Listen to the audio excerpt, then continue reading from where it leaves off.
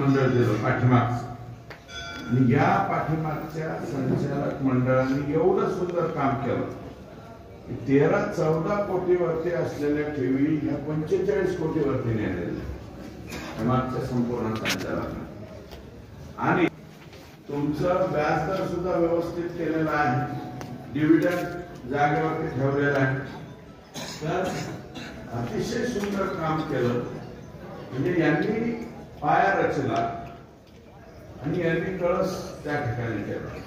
आता हा कळस आणखी उच्च कसा जाईल हे पाहण्यासाठी आता पुढचं संचालक मंडळ द्यायचं. आता मी बाहेर सांगत नाही, परंतु काही प्रस्ताव आला बिनविरोध करून निवडणूक.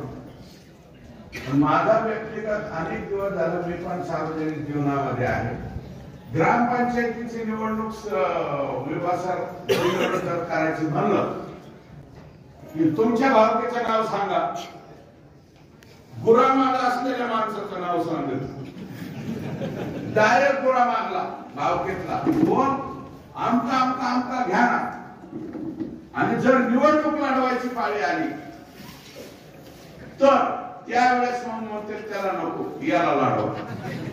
कोणाला लढवा? आता ह्याला उभा करा, बरं का.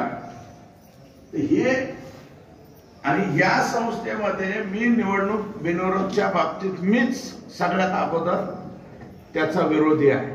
त्याचं कारण 17 संचालकामध्ये एक सुद्धा माणूस चुकीचा निवडून आला नाही पाहिजे.